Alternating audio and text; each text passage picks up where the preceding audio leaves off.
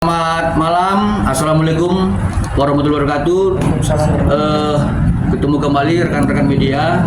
Di sini kami dari penasihat hukum Dr. Andreas Henry Situnggir dan juga merupakan penasihat hukum dari Dr. Reza Gladys, yang keduanya sudah membuat laporan untuk Dr. Andreas Henry Situnggir di Polda Sumatera Utara dengan nomor LP 1400 tertanggal 8 Oktober 2024. Nah, jadi di sini saya bersama klien kami Dr. Andreas Henry Situnggir dan bersama jajaran DPP FSPTI KSPC Indonesia yang dalam hal ini memberikan dukungan terhadap Dr. Andreas Henry Situnggir di Polda Sumatera Utara dalam hal laporannya tanggal 8 Oktober 2024. Jadi yang perlu kami sampaikan terhadap Dr. Andreas Henry Situnggir adalah bahwa proses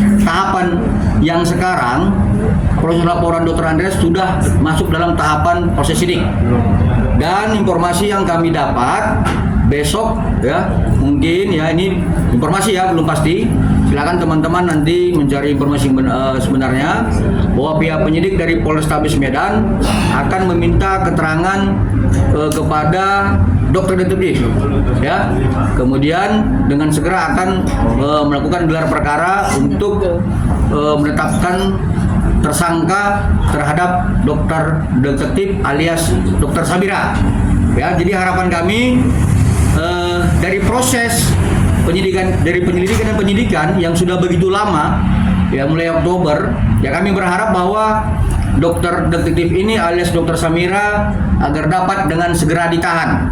Artinya dengan mempertimbangkan pasal 21 ayat 1 KUHP dan kemudian perlakuan dokter detektif alias Dr. Samira yang sudah mengulangi perbuatan pidana terhadap klien kami dan juga terhadap orang lain yang juga sudah melaporkan perlakuannya di Polres Jakarta Selatan maupun di Polda Metro Jaya.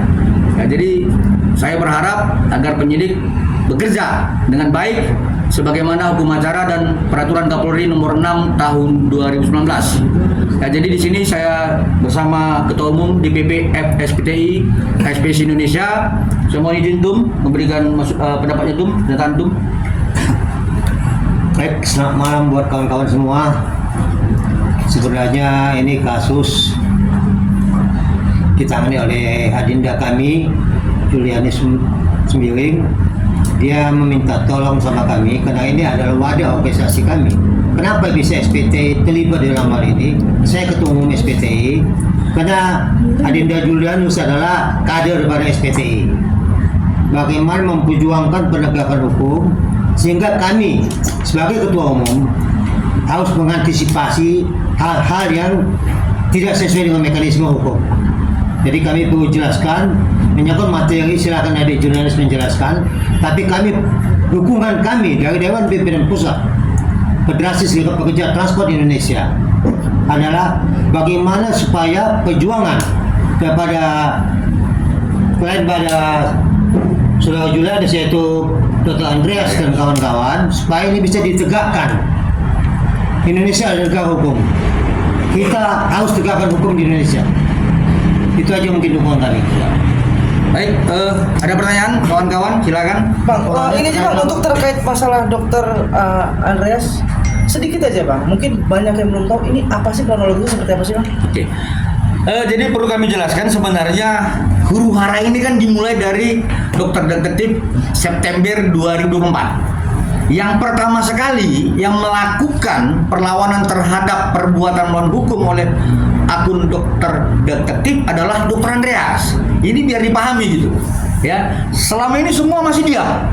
Tetapi Dr. Andreas yang juga sebagai dokter estetika beranggapan bahwa apa yang disampaikan oleh dokter detektif terkait overclaim adalah merupakan perbuatan melawan hukum sebagaimana ketentuan peraturan BPM nomor 3 tahun 2022 dan peraturan BPM nomor 21 tahun 2022. Sehingga bantah membantah di media sosial timbullah satu konten yang dibuat oleh dokter detektif yang merendahkan martabat klien kami.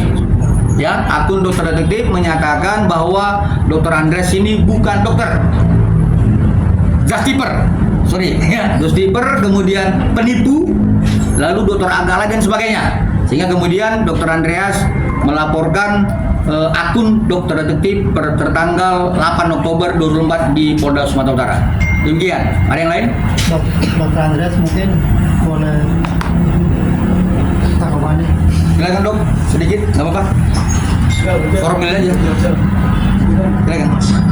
Ya berharap supaya ditahan si dokter nggak gitu aja. Kalau dari saya sih sebenarnya karena ini sudah berlarut ya dari Oktober, perjuangan untuk menghabiskan waktu ini kan cukup panjang ya, karena juga saya kan berpraktek untuk masyarakat juga. Saya sih berharap ini tidak berlarut-larut lagi agar segera ditangani dan mendapatkan kepastian hukum aja gitu. Tapi sebagai teman sejawat melihat perlakuan dokter sendiri terhadap yang sering review-review skincare segala macam, menurut kamu sendiri gimana? Apakah benar atau salah atau gimana sih mungkin? Oke, kalau untuk pandangan sebagai teman sejawat, sebenarnya di dalam sosial media Dokter Detektif bukan sejawat saya, karena itu akun bukan nama dia. Tapi kalau di dunia nyata, dia akan aku hargai sebagai teman sejawat. Kalau untuk konten review sebenarnya siapapun tidak bisa, tidak boleh, dilarang oleh aturan dari BPOM RI nomor 3 tahun 2022. Jadi saya memang tidak, maksudnya itu misleading lah, sesat. Jadi saya memang diawali dengan konten tersebut, sehingga saya sampai saat ini juga masih dicerca oleh beliau di sosial media. Oke, katakanlah bukan sejawat ya, tapi rekan seprofesi. Yang saya mau tanya gini, sedih gak sih ketika dianggap malah justiper? Sebenarnya kalau sedihnya sedih ya, karena saya pribadi bukanlah seorang justiper, karena memang saya di bidang kesehatan, terutama di skincare dan di bidang kesehatan lainnya, untuk memberikan edukasi yang sesuai dengan keilmuan saya. Saya bukan justiper. Tapi membeli produk dari luar dijual ke Indonesia. Sebenarnya kalau untuk justiper sendiri, kita tahu ada aturan dari Bea Cukai, itu panjang ya, dari BPOM juga. Yang digiring saat ini adalah di mana saya menjual produk ilegal. Nah, masyarakat juga harus tahu barang ilegal itu, yang dikatakan ilegal ketika kita membeli banyaknya produk masuk Indonesia, di mana produk tersebut memang ilegal secara ekspor impor. Nah, kalau saya saat itu memang sebenarnya saya punya pasien, kebetulan saya juga content creator di bidang kesehatan. Saya hanya live, kemudian banyaknya pasien saya di dalam live untuk bertanya, dokter lagi di mana? Saat saya bilang saya lagi di Bangkok, oh dokter bisa nggak titipin saya beli ini? Nah, saya memang di sana lagi liburan. Saya panggil ada seseorang yang ada di sana yang memang dia suka live untuk berjualan. Saya tanyakan, Kak, bisa nggak tolong ini ada pasien aku belikan ini? Oh boleh dok, gitu. Jadi ceritanya sebenarnya nggak seperti yang digiring-giring saat ini gitu lah. Kalau begitu silakan aja nih ke kakak aku yang di sini ya, gitu. Jadi aku nggak membawa barang itu, dan dia hanya meminta produk ini ada tidak? Oh silakan aja ke sini. Makin sebenarnya sepele yang seperti itu, tapi giringannya luar biasa yang berdampak kepada saya dan merendahkan profesi saya. Apa aja dampak? Psikologisnya satu, mungkin saya psikologis, yang kedua, apakah berdampak dengan profesi dokter Anda sendiri? Kalau untuk itu di bulan Oktober saya sempat di demo. Waktu saya sedang di Eropa, saya ditelepon sama dinas kesehatan dan organisasi saya di Ikatan Dokter Indonesia di Medan. Karena pendemo ini datang cukup ramai, membawa spanduk wajah saya sebagai bukan dokter. Saya dikatakan bukan dokter, saya seorang penipu, saya hanya seorang just tipper. Kemudian sejawat saya di organisasi menanyakan bagaimana kronologisnya, saya langsung berikan, silakan pendemo saja yang menjelaskan, karena saya nggak bisa lagi menjelaskan apa-apa. Ketika mereka memintanya untuk mencabut STR saya atau praktek saya, silakan langsung ke yang punya wewenang aja mencabut STR saya. Saya sampai sepasrah itu untuk ya sudahlah, saya nggak berkonten lagi karena serangannya itu luar biasa, sangat banyak sekali. Itu buat saya down di awal-awal, sampai akhirnya saya kuat kembali karena pasien saya semuanya merindukan untuk saya berkonten untuk mengedukasi mereka kembali. Berarti ada kerugian material dong? Kalau kerugian material Coba sih. cukup besar lah. Dr. Andreas, tapi kan itu barang dari luar negeri belum tentu lolos juga di BPOM di Indonesia kan. Artinya dokter sendiri pada saat itu menyadari nggak bahwa ada ketentuan juga peraturan di Indonesia melalui BPOM Indonesia itu kan barang dari sana kan. Ya, jadi balik lagi saya katakan, saya mengerti tentang aturan bea cukai dan BPOM.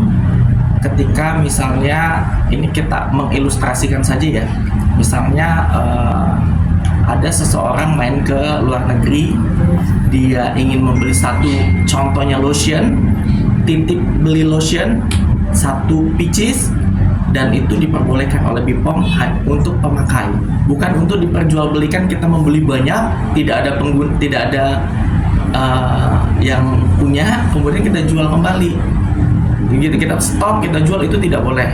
Tapi kalau misalnya misalnya contoh nih kakak-kakaknya atau abangnya meminta, dokter kan ke Bangkok nih, saya lagi iseng-iseng, tolong belikan ini, nanti bawa ke Medan ya. Itu saya, bukan saya juga, saya minta tolong sama orang yang ada di sana. Kak, minta tolong dong, ini ada orang yang minta belikan ini, boleh nggak? Boleh, karena dia di dalam ketentuan bea cukai atau BPOM, ketika kita membawa satu produk skincare, satu itemnya bisa maksimal 20 pieces, kalau nggak salah ya, 10 atau 20 pieces begitu. Jadi saya rasa giringan opini itu sungguh sangat luar biasa. Kemarin juga saya sangat berharap untuk dilaporkan sebenarnya oleh dokter detektif sendiri. Silakan laporkan saya ketika saya salah dalam aturannya. Tapi sampai saat ini laporannya tidak ada. Jadi intinya begini, jadi supaya tidak masuk dalam materi pokok perkara, pada intinya kalau kalian mau keluar negeri, saudara kalian minta oleh-oleh, salah nggak? Seperti itu kan? Kalau ada saudara kalian, tetangga kalian, atau selingkuhan kalian minta oleh-oleh, salah nggak? Nggak kan? Nah, seperti itu. Jadi klien kami hanya sebatas pasiennya minta oleh-oleh dan kemudian tidak lebih dari apa yang diatur oleh regulasi kita. Demikian ya tentang desiper ya. Yang lain? Tapi jika dokter sendiri menyadari atau meminta maaf atas perbuatannya kepada dokter Nah, sendiri juga apa? aku jawab kemarin bahwa Dr. Andreas ini manusia, ya. Saya kan belum selesai, Pak. Ya, nggak bisa, nggak gini. Dia jangan masuk materi pokok perkara. Aku bilang kemarin, Dr. Andreas manusia, si Dokti Pakun nggak bisa tabayun. Tabayun kan? Nggak bisa tabayun. Jadi, kalaupun misalkan dia mau tabayun, ya manusia dengan manusia dong. Kan begitu. Sampai sekarang dia belum berani menunjukkan dirinya terhadap laporan klien kami di Polrestabes Medan. Tapi kalau dia yang lain silakan, ya. Jadi alangkah naifnya ketika kita berani berkoar-koar di media sosial, tetapi kemudian tidak berani menunjukkan siapa dirinya. Seperti itu dia. Oke? Artinya bakal terus berjalan ini proses. Oh iya dong, ini udah nasional. Kalau tadi masalah pribadi keluarga, masalah batas ladang nggak apa-apa. Ini kan udah masalah nasional, kan nggak mungkin ini. Silakan lain.